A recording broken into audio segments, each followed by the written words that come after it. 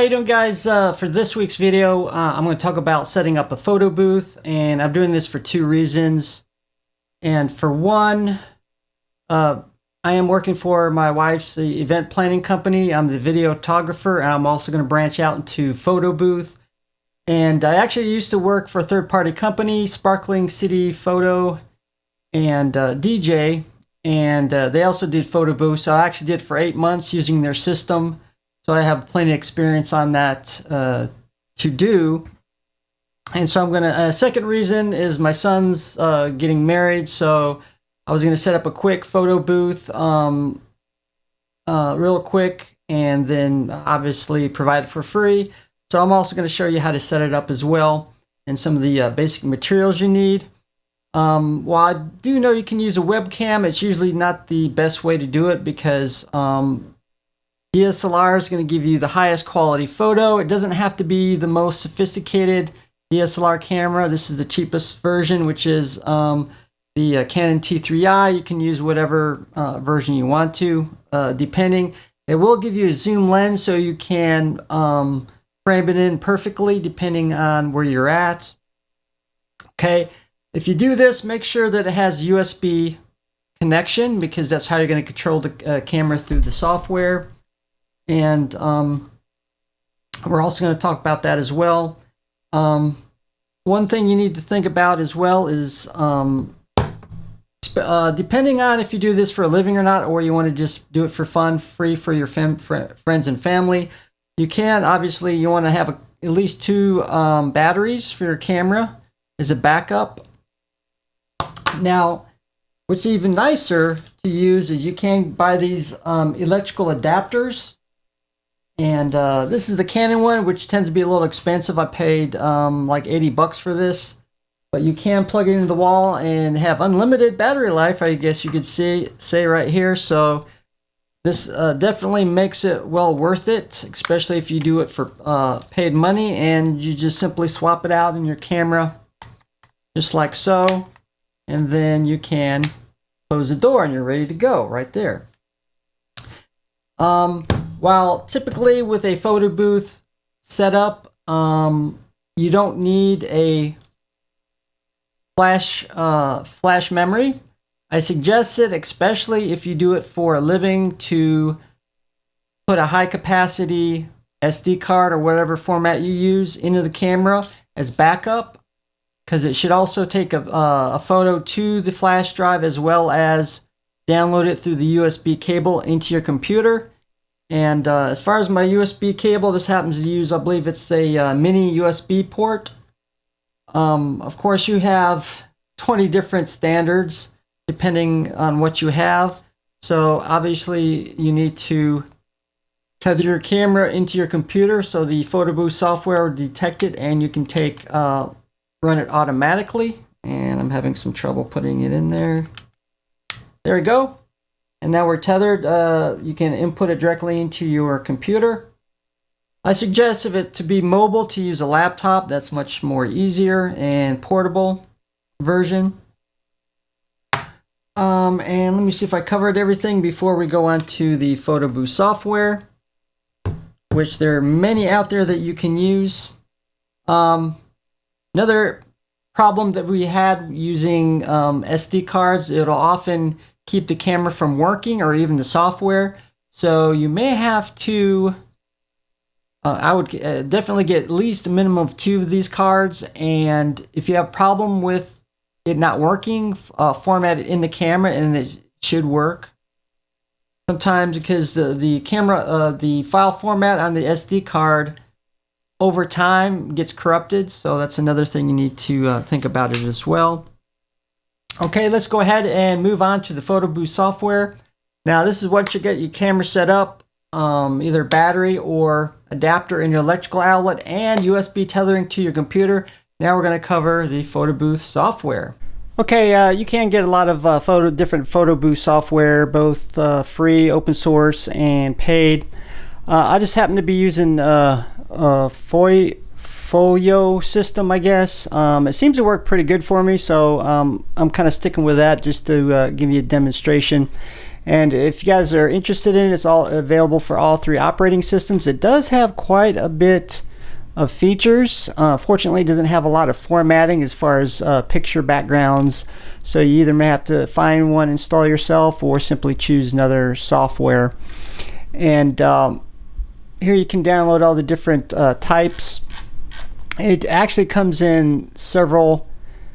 You can do the regular photo booth software, automation software, the AI, and it detects if the picture is good enough to take. I didn't want that. And then ID photos for like passport and so on. And then you download it and install it from there, which we already did. We have it right here. Now once you first start it, this is what you're going to see right here. Now obviously you can do this full screen mode as well. I am on a widescreen, ultra widescreen monitor, so it does look a little weird. And first thing you're going to do is go into settings, because you need to set up your camera. Now obviously you're going to make sure your camera's turned on. You have USB tethering hooked up to your computer, and then you need to detect your camera. In this case, it has a couple of ones I had on here. This is the Canon EOS 600D, which is a T3i, which is showing the right one. Now to actually get it to work, I had to go in here and enable optimize photo capture to get it to work. And now you also have 2 settings down here. Now video resolution, I recommend not putting it very high.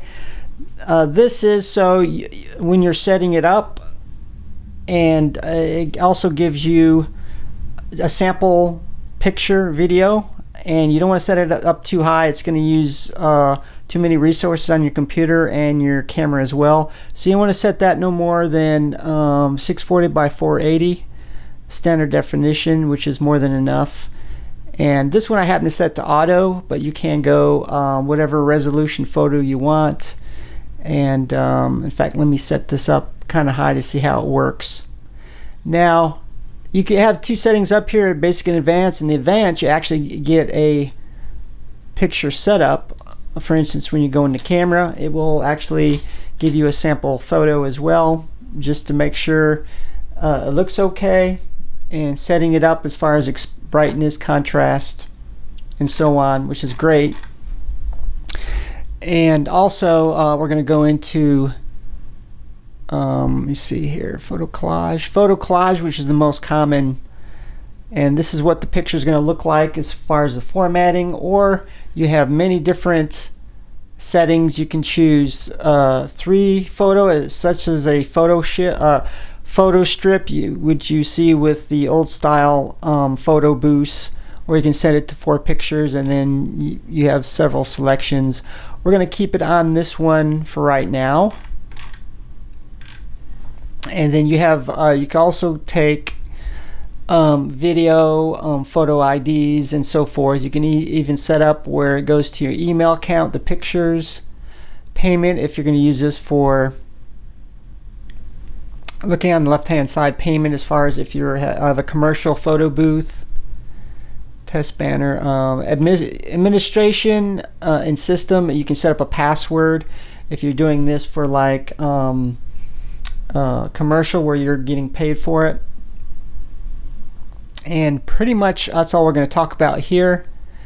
And now we're going to actually go into the start procedure, and you can run this full screen, by the way. We're going to click on start, and it'll take a while to set that up. We got some dings going on, and here we go. And this kind of sets it up, and this is the one we're going to take. And here we go. We're going to take 3 pictures, 3 or 4.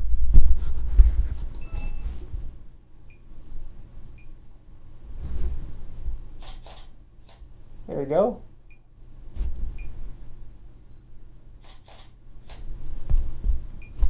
Hey. Okay, I look a little scary. Now obviously you may have to go in there, adjust the camera itself or even the software. And we're simply going to choose that just to show you. And now it's transferring it to the computer where we save the file. Very cool. And then it sets it up for the next one, depending on how you set up. Okay, let's go back in here, and we're actually going to go to where we saved it. And we went in here and saved it, and there we go. As you can see, it gives you the nice formatting, automation, and of course my scary picture.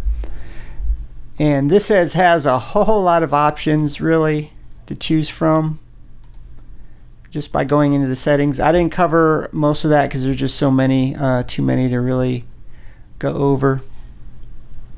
And so there you go. And that's one of the ways you can set up your photo booth, and we're going to set it up for my son's wedding. And perhaps now for my commercial videography and photo booth, we may go with a rental simply because it has all the systems together along with the dye sublation printer. You get really high quality photos, and then you can set overlays for your company or overlays for the wedding, the bride and groom's name, and for the formatting and all that. So thanks for watching, and catch you guys later.